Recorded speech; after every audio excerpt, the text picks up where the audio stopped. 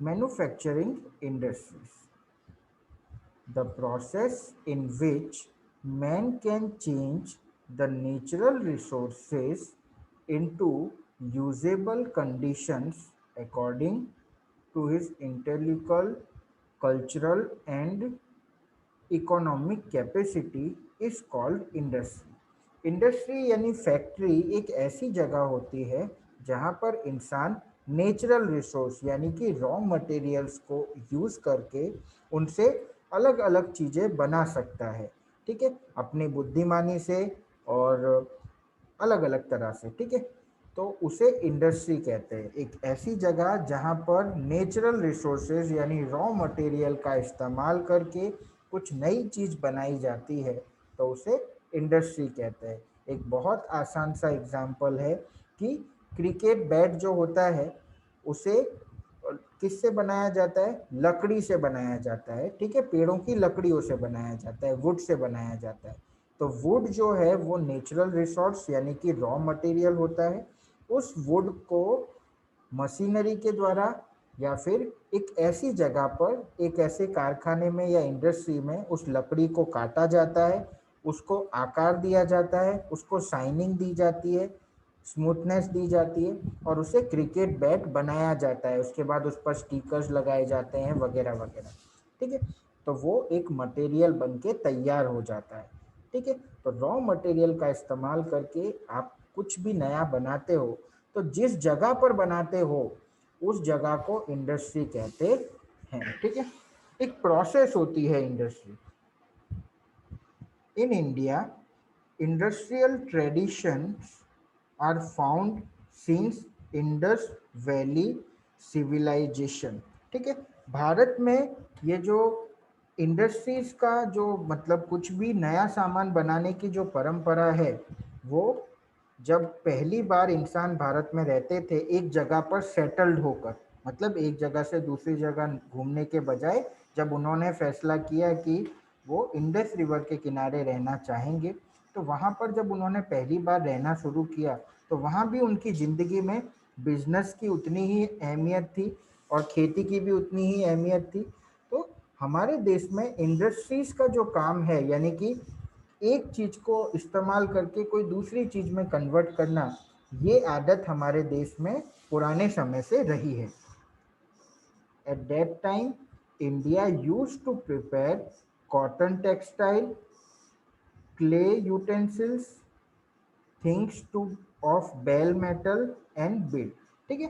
तो हमने पुराने भी कई चैप्टर्स में बहुत कुछ पढ़ा है, ठीक है, कि पुराने समय में इंसान को कपड़े बनाना आता था, चरखे से बनाते थे या किसी और तरीके से वो बनाते थे, पर वो नेचुरल चीज़ है यानी कि कॉटन बॉल्स जो होती है, कॉटन का प्लांट्स होता है, आई थिंक आपको पता होगा।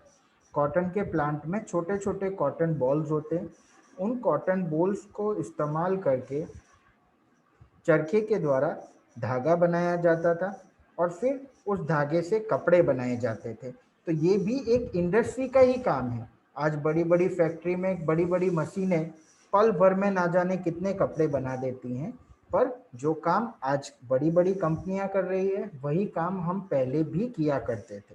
तो इंडस्ट्रीज का जो कल्चर है हमारे देश में पुराने समय से ही मौजूद है। Up to 18th century India was ahead in ship building industry, ठीक है। 18th सेंचुरी तक, यानी जब ब्रिटिशर्स ऑलमोस्ट हमारे देश में आए ही थे, उन्होंने अभी पूरी तरह से कब्जा नहीं किया था हमारे देश पर, ठीक है, तब तक इंडिया जो था, इंडिया ओवरऑल हर जगह में बहुत ही अच्छा डेवलप्ड देश था, ठीक है। लेकिन शिप बिल्डिंग इंडस्ट्री यानी कि जो बड़े बड़े समुद्री जहाज जो बनाए जाते थे, उन जहाज को बनाने में भारत जो था सबसे आगे था। सबसे ज़्यादा पानी के जहाज यानी कि जो समुद्र में तैरते हैं शिप, उनको बनाने का काम सबसे ज़्यादा भारत किया करता था और देश विदेशों में कितने ही शिप बनाकर भारत बेचा करता था।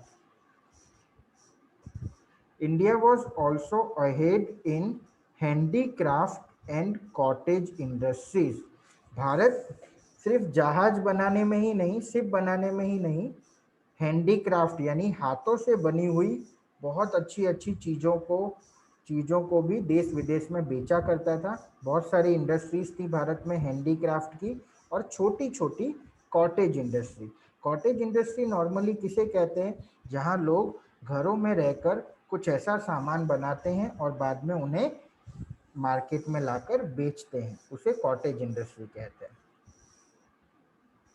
There was a heavy demand of Indian cotton cloth, muslin cloth, metalled utensils and ornament। Bharat में बनी हुई इन सब चीज़ों की डिमांड देश विदेश में बहुत ज़्यादा थी, और ये सब चीज़ें ही तो थी जिनकी वजह से यूरोपियन लुटेरे जो थे, यूरोपियन चोर जो थे, वो हमारे भारत में आए। ठीक है, और भारत पर राज्य उन्होंने किया। इसीलिए तो 200 साल तक वो लूटते रहे, और आज वो अमीर बनने का दावा करते हैं। वो सारे के सारे अमीर बने हैं हमारे देश के लूटे हुए रिसोर्सेज की वजह से। With the beginning of industrial revolution in England, the Britishers used to take away raw materials, specially raw cotton. ठीक है, इंडस्ट्रियल रेवोल्यूशन जो शुरू हुआ था इंग्लैंड में, ठीक है, उस रेवोल्यूशन की वजह से, ओके, इंडस्ट्रियल रेवोल्यूशन की बात करूं मैं, तो पहले हम चीज़ें जो थी अपने हाथों से बनाया करते थे। इंडस्ट्रीज में हम अपने हाथों से काम किया करते थे, क्योंकि उस ज़माने में कोई मशीन बनकर तैयार नहीं हुई थी। ठीक है, 17th सेंचुरी में जेम्स वॉट नाम के एक साइंटिस्ट हुआ करते थे। उन्होंने स्टीम इंजन की इन्वेंशन की, यानी कि भाप से, यानी वेपर से, स्टीम से चलने वाला इंजन। और जब वो इंजन बन के तैयार हो गया तो उससे न जाने कितनी मशीनें बन के तैयार हो गई, जो इंसानों की जगह 100 इंसानों का काम चुटकियों में कर देती थी, और ढेर सारा प्रोडक्शन होने लगा। प्रोडक्शन मीन्स इंडस्ट्रीज में जो सामान इंसानों के द्वारा बनाए जाते थे उससे कहीं ज़्यादा सामान और बहुत कम समय में मशीनों के द्वारा बनाए जाने लगे, यानी मास प्रोडक्शन होने लगा। धीरे धीरे यूरोप, क्योंकि जेम्स वॉट खुद यूरोप के थे, तो यूरोप के देश धीरे धीरे इंडस्ट्रीज बनाते गए बनाते गए बनाते गए। अब उन्हें ढेर सारी इंडस्ट्रीज बनाकर उसमें से सामान बनाकर देश विदेशों में बेचना था और बहुत अमीर हो जाना था। ठीक है, अब उनको सामान बनाने के लिए अच्छे अच्छे रॉ मटेरियल्स चाहिए थे, जिनसे वो अच्छा अच्छा सामान बना सके। इसी रॉ मटेरियल की तलाश में और देश विदेशों में जाके अपना सामान बेचने की तलाश में वो लोग यूरोपियन कंट्रीज के बीच में आपस में ही कंपटीशन था। उसी कंपटीशन की वजह से वर्ल्ड वॉर 1 हुआ, वर्ल्ड वॉर 2 हुआ, वो अलग चीज़ें, हम उसको छोड़ देते हैं। ठीक है, तो इंडस्ट्रियल रेवोल्यूशन इसे ही कहते हैं, जहाँ पर कंपनियों में आपस में कंपटीशन होने लगा। इंग्लैंड के और यूरोप के देशों में आपस में कंपटीशन हुआ। वो लोग अफ्रीका गए, एशिया गए। एशिया में भारत एक जैसा एक बहुत अमीर देश उनके हाथ में लग गया। भारत में रॉ मटेरियल्स का खजाना था, और साथ ही साथ भारत में अमीर लोग होने की वजह से ब्रिटिशर्स भारत में अपना सामान लाकर बेच भी सकते थे। तो इसीलिए उन्होंने भारत को अपना गुलाम बनाने का, मतलब भारत में अपना व्यापार चलाने का सोचा। ये तो हमारे राजा महाराजाओं की कुछ कमी थी उस दौरान, कि वो लोग एकजुट नहीं थे, एक दूसरे से लड़ते रहते थे, और इसी का फायदा उठाकर उन्होंने हमें गुलाम तक बना लिया। ठीक है, तो ये एक छोटी सी कहानी है इंडस्ट्रियल रेवोल्यूशन की। They used to follow the policy of selling the goods manufactured in England at higher price in India। Britishers क्या करते थे, यहाँ से रॉ मटेरियल बहुत सस्ते में, हमारे राजा महाराजा बड़े दानी हुआ करते थे, अतिथि देवो भव का बहुत अच्छा वो एक स्लोगन फॉलो किया करते थे। आज भी हम करते हैं और करना भी चाहिए, लेकिन अतिथियों ने ही हमें गुलाम बना लिया, वैसा नहीं करना चाहिए। ठीक है, तो ब्रिटिशर्स को बड़े ही सस्ते में दामों में या फ्री में हम रॉ मटेरियल्स देने लगे। ठीक है, और वो इंग्लैंड में जाकर उन्हीं रॉ मटेरियल से सामान तैयार करते थे, जो कि उनको बहुत सस्ता पड़ता था। और वही सामान वो भारत में लाकर बहुत ही ज़्यादा दामों पर बेचा करते थे। ठीक है, क्योंकि भारत में ऑलरेडी बहुत पैसे वाले लोग उस ज़माने में रहा करते थे। लेकिन एक खास बात थी कि भारत में जो हाथ से बनाए हुए कपड़े जो थे उनका जो दाम होता था, और इंग्लैंड से वो लोग जो कपड़े बनाकर लाते थे उनका जो दाम होता था उसमें थोड़ा सा फर्क होता था। यानी इंग्लैंड के मशीनों के द्वारा बनाए हुए कपड़े सस्ते होते थे, क्योंकि उनको रॉ मटेरियल भी सस्ता पड़ता था, प्लस वो इंसानों से नहीं बनवा रहे हैं, मशीनों से बनवा रहे हैं, तो वो कपड़ा थोड़ा सस्ता होता था। ऑफ कोर्स आपके घर पे आपकी मम्मी आपके हाथों से कपड़े बना के दे, और एक कपड़ा जो आपने अल्फा वन मॉल से खरीदा है, ठीक है, तो दोनों ही कपड़ों में से आप ऑफ कोर्स वही चूज करोगे, मॉल वाला कपड़ा, क्योंकि वो दिखने में अच्छा होगा और खासियत भी बहुत होगी। ठीक है, लेकिन इंग्लैंड के कपड़े की ये भी खासियत थी कि वो थोड़ा सस्ता था भारतीय बाजारों की तुलना में, क्योंकि वो मशीनों के द्वारा बना था। अब इससे क्या हुआ कि भारत के जो व्यापारी थे जो हाथों से कपड़ा बना के बेचा करते थे, उनका कपड़ा लोगों ने खरीदना बंद कर दिया। इसका कारण ये था कि भाई, जब सपोज मैं आज गरीब इंसान हूँ, मुझे नहीं लेना देना कि वो ब्रिटिशर बेच रहा है या वो हमारे भारत का इंसान बेच रहा है, मेरे पास तो 2 रुपए हैं, तो मैं तो इंग्लैंड का कपड़ा ही खरीदने की मेरी औकात है, मैं नहीं खरीद सकता भारतीय व्यापारियों का कपड़ा। हालांकि मुझ में देशभक्ति है, लेकिन मैं गरीब भी तो हूँ ना। तो इसलिए धीरे धीरे भारत के जो इंडस्ट्रीज थी वो कोलैप्स होने लगी। कोलैप्स होने लगी मतलब उनका धीरे धीरे सामान जो बिकता था मार्केट में वो कम हो गया, और जिसकी वजह से भारत के जो व्यापारी थे उनके कपड़ों की और उनके हाथों से बनी हुई चीज़ों की डिमांड भारत में कम हो गई, और वो सारे व्यापारी गरीब हो गए। ठीक है, ये एक छोटा सा एक्सप्लेनेशन है। Okay,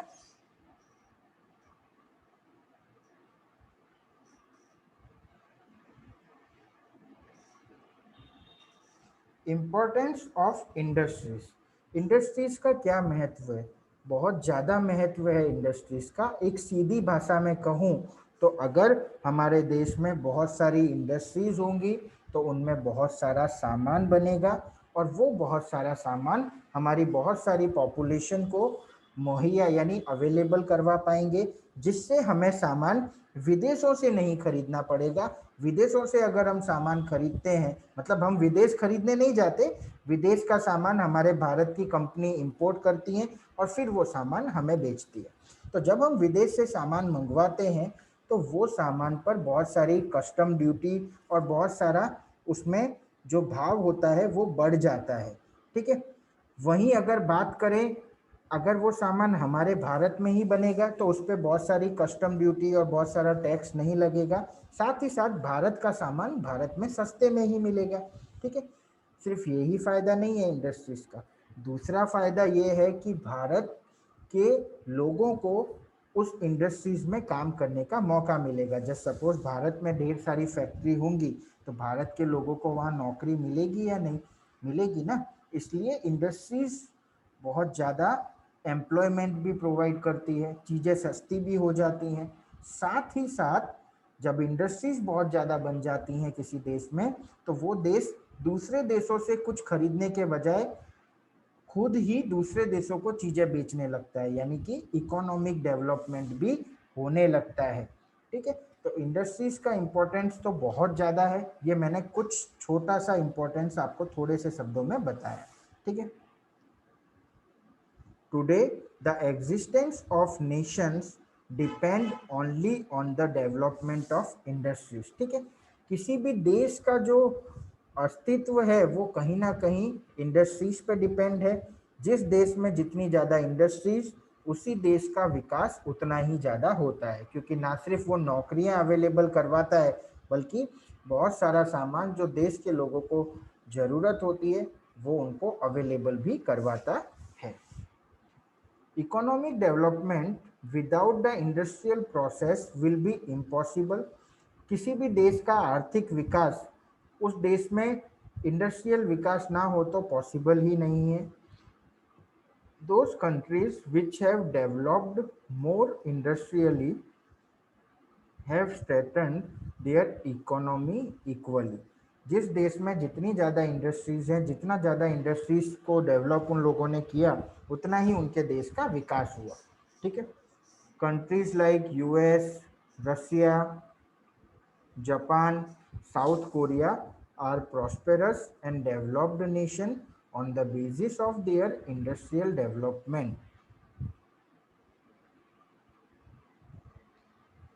Those countries where industries are either not developed or are less developed are not capable to harness the natural resources as industrial raw material. जिन देशों में हर देश के पास रॉ मटेरियल होते हैं, ठीक है, हर देश में रॉ मटेरियल्स यानी नेचुरल रिसोर्सेज अवेलेबल होते हैं, बट क्योंकि उनके देश में इंडस्ट्रीज उतनी ज़्यादा डेवलप्ड नहीं हुई होती हैं, तो वो अपने देश का रॉ मटेरियल ठीक से इस्तेमाल नहीं कर पाते हैं। ठीक है।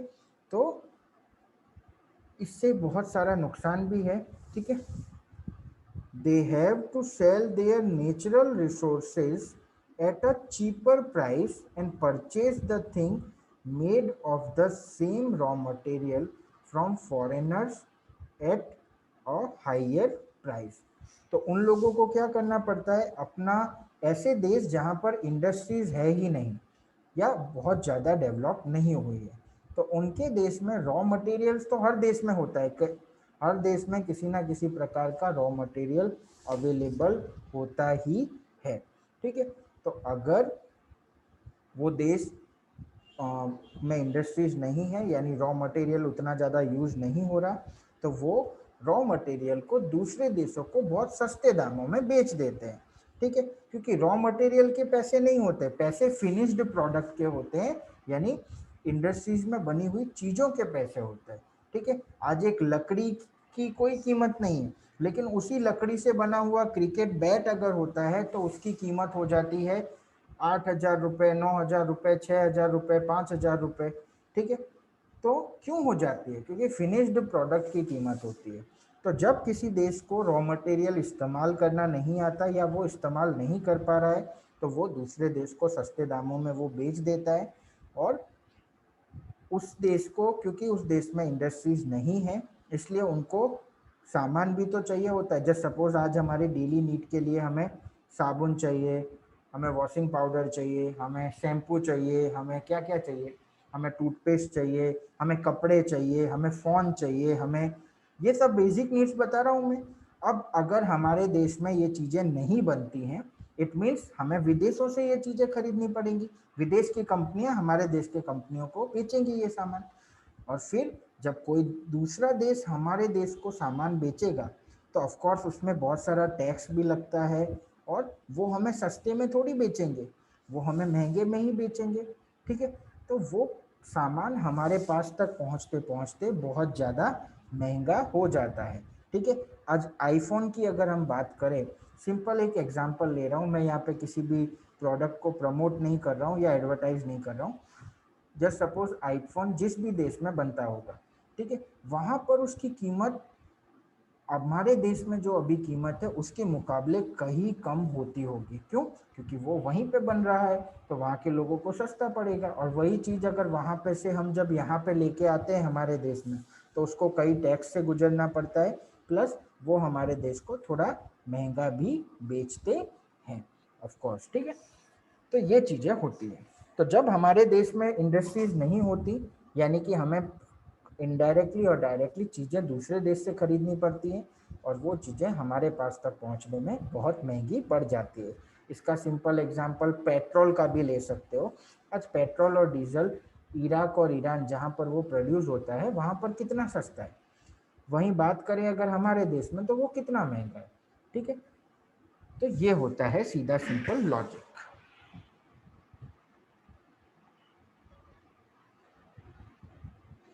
Manufacturing industries contribute about 29% of national production of India. Bharat में मैन्युफैक्चरिंग इंडस्ट्रीज लगभग 29% कंट्रीब्यूट करती हैं total production. The administrative policy of British rule broke the backbone of Indian industrial structure. During slavery period, industries with modern method could not be started in India. In 1853, the first industrial complex of iron furnace based on charcoal was founded, but it failed. ठीक है, जब Britishers हमारे देश में राज्य कर रहे थे तो वो उनका एक ही उद्देश्य था, भारत को पूरी तरह लूटना। ठीक है, इंग्लैंड की रानी ने ही उनको यहाँ पर भेजा था और उन्होंने जो सिखाया ब्रिटिशर्स वो कर रहे थे। ठीक है, तो भारत इंडस्ट्री में खड़ा ना हो सके या भारत फिर से पुराना सोने की चिड़िया ना बन सके, इसके लिए ब्रिटिशर्स ने कई बहुत ही खराब खराब कानून बनाए हुए थे। इंडस्ट्रीज भारत में कोई चाहकर भी शुरू नहीं कर पा रहा था। बहुत सारे टैक्स, बहुत सारी टर्म्स एंड कंडीशन उन पर लाद दी गई थी। ठीक है, तो जिसकी वजह से नहीं हो पा रहा था। बड़ी मुश्किल से 1853 में किसी ने कोशिश की बनाने की एक इंडस्ट्री, बट वो भी फेल्ड हो गई।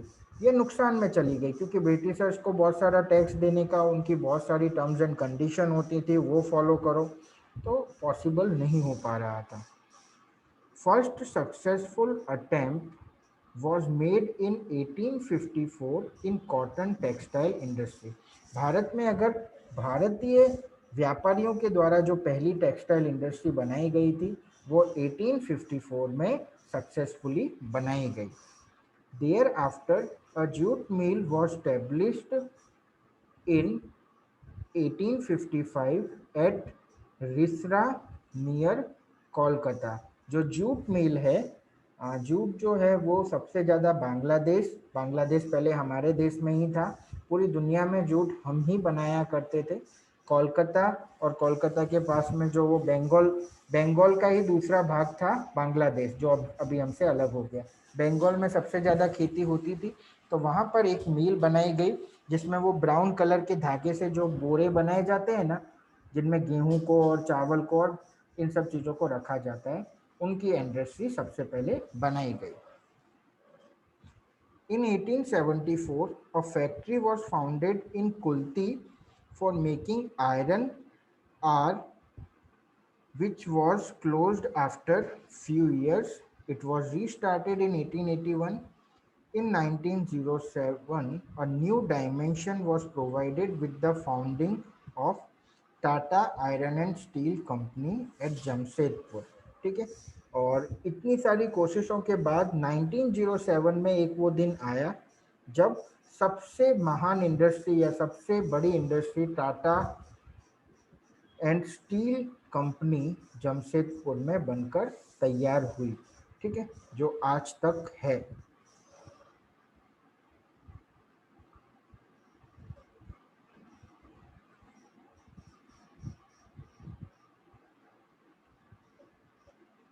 क्लासिफिकेशन ऑफ इंडस्ट्रीज की स्टडी करने के लिए, बहुत बेहतर तरीके से समझने के लिए उनको क्लासिफाइड किया गया है। ठीक है, क्लासिफाइड मतलब अलग अलग प्रकार से उनको बांटा गया है जिनसे उनको समझने में आसानी हो, उनकी स्टडी आसानी से हो सके। Industries are divided on the basis of human labour ownership. Human labour मतलब कितने लोग उसमें काम करते हैं, उसके आधार पर हम इंडस्ट्रीज को कैटेगराइज कर सकते हैं। ओनरशिप यानी उसके कितने मालिक हैं, उसके आधार पर, या उसका मालिक कौन है उसके आधार पर, और उसे रॉ मटेरियल्स कहाँ कहाँ से अवेलेबल होते हैं उसके आधार पर हम उसको कैटेगराइज कर सकते हैं। बात करें ह्यूमन लेबर की, मतलब कितने लोग उसमें काम करते हैं, तो अगर कम लोग काम करते हैं तो स्मॉल स्केल, और बहुत ज़्यादा लोग काम करते हैं तो उसी इंडस्ट्री को लार्ज स्केल इंडस्ट्री के नाम से जाना जाता है। ठीक है, ऑफ कोर्स जहाँ पर ज़्यादा लोग काम करते हैं वहाँ पर लार्ज स्केल इंडस्ट्री कहलाती है, मतलब वो बहुत सारे लोगों को नौकरियाँ प्रोवाइड करती है। ठीक है, कॉटन टेक्सटाइल इंडस्ट्री एक लार्ज स्केल इंडस्ट्री होती है जो बहुत सारे लोगों को नौकरियां प्रोवाइड करती है। When an industry is under the direction of individuals ownership and the number of laborers are less, it is called small scale industry. Example, sugar industry. ठीक है, कोई एक ही मालिक होता है किसी कंपनी का और बहुत कम लोग उसमें काम करते हैं, फिर भी उसे इंडस्ट्री ही कहा जाएगा, लेकिन उसे स्मॉल स्केल इंडस्ट्री के नाम से जाना जाएगा।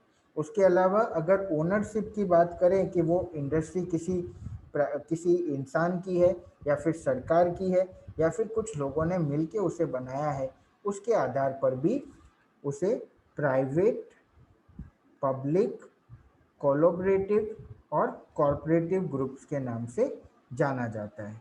ठीक है, सो industries can be classified into many ways on the basis of sources of raw material. The industries can be classified into agro based और mineral based.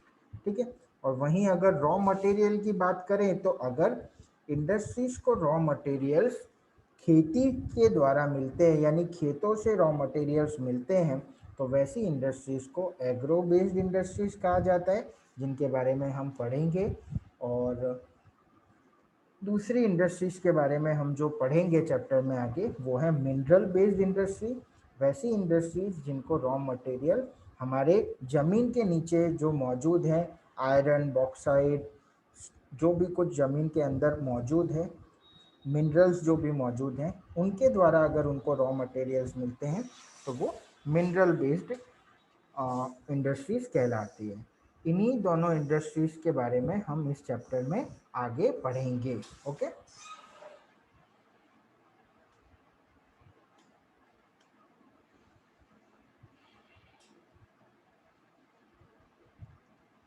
Agro based industries, cotton textile, jute, silk, woollen textile, sugar, paper, etc. are the industries based on raw materials obtained from activity of based on agriculture। खेती पर जो भी चीज़ें खेती पर dependent हैं, जो भी रॉ मटेरियल्स हमें खेती से मिलते हैं, वैसी वैसे रॉ मटेरियल्स वाली इंडस्ट्रीज को एग्रो बेस्ड कहते हैं। कॉटन के कपड़े हों या जूट के कपड़े हों, जूट के बोरे हों, बैग हों, सिल्क के कपड़े हों, वूल जो हो, शुगर, पेपर, ये सब जो इंडस्ट्रीज होती हैं ये एग्रो बेस्ड इंडस्ट्रीज होती है। ठीक है, वहीं यहाँ पर ऊपर नहीं आयरन एंड स्टील इंडस्ट्री लिखा हुआ था, जो जमशेदपुर में जमशेदपुर में जो इंडस्ट्री थी टाटा एंड स्टील, बराबर, वो मिनरल से पे डिपेंडेंट है, तो वो कंपनी जो है, वो इंडस्ट्री जो है, मिनरल बेस्ड इंडस्ट्री कहलाती है। ठीक है,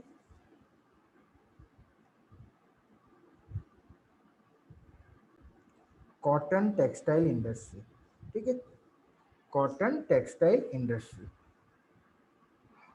कपड़ों की, कई कॉटन टेक्सटाइल इंडस्ट्री हमारे अहमदाबाद में और गुजरात में, खास करके सूरत और अहमदाबाद में बहुत ज़्यादा कॉटन टेक्सटाइल इंडस्ट्रीज़ हैं। अहमदाबाद को मैनचेस्टर ऑफ इंडिया भी कहा जाता है, क्योंकि कई बहुत सारा कपड़ा अहमदाबाद में बनता है, गुजरात में बनता है। ठीक है, इसके बारे में पढ़ने में आएगा, आगे आए तो अच्छी बात है। सबसे बड़ी खासियत क्या है कॉटन टेक्सटाइल इंडस्ट्री की, कि वो भारत के 3.5 करोड़ लोगों को, ये आंकड़ा और बढ़ चुका है, 3.5 करोड़ लोगों को नौकरियां प्रोवाइड करता है। कॉटन टेक्सटाइल इंडस्ट्रीज जो हैं उसमें इतने लोग काम करते हैं। ठीक है, पूरे भारत में 140 करोड़ लोगों में से लगभग 5 करोड़ से ज़्यादा लोग कॉटन टेक्सटाइल इंडस्ट्रीज में काम करते हैं। Okay, textile industry is a industry which provides maximum employment in the country. सबसे ज़्यादा लोगों को नौकरी टेक्सटाइल इंडस्ट्रीज के द्वारा ही प्रोवाइड की जाती है।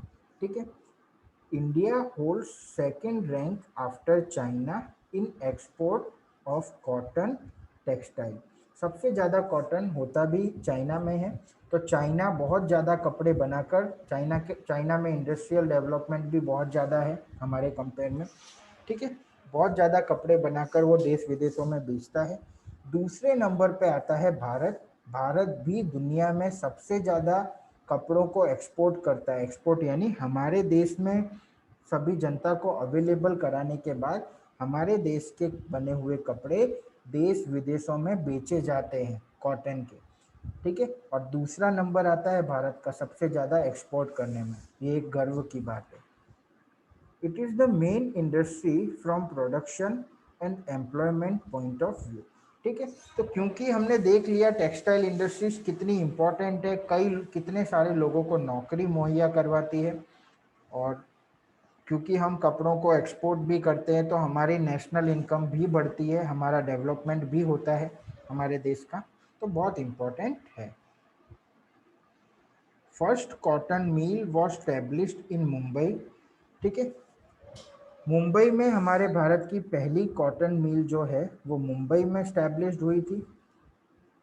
There after Shahpur mills and calico mills were established in Ahmedabad in Gujarat, ठीक है। पहली कॉटन मिल मुंबई में स्टैब्लिश होने के बाद दो बड़ी बड़ी कॉटन मिल्स हमारे भारत में गुजरात के अहमदाबाद शहर में स्टैब्लिश्ड हुई थी।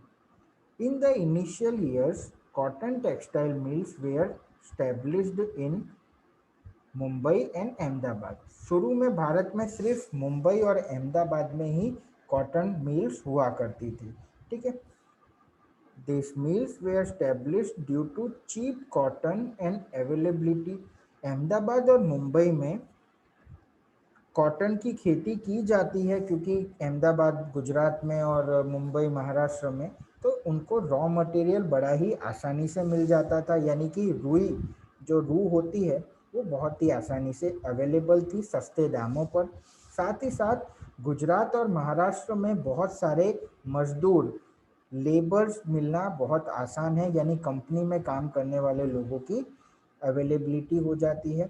साथ ही साथ गुजरात और महाराष्ट्र में अच्छे रोड, समुद्र होना और अच्छी ट्रांसपोर्ट फैसिलिटी होने की वजह से बहुत आसान हो गया था गुजरात में और मुंबई में ये कॉटन मिल्स बनाना। इसलिए शुरुआत में सबसे ज़्यादा मिल्स जो थी वो भारत के मुंबई और अहमदाबाद शहर में ही ज़्यादातर स्टैब्लिश्ड हुई थी। आज हमारे देश में 100 से ज़्यादा शहरों में कॉटन मिल्स अवेलेबल हैं, लोकेटेड हैं, लेकिन शुरुआत में अहमदाबाद और मुंबई में ही ये मिल्स डेवलप्ड हुई थी, ठीक है बच्चों।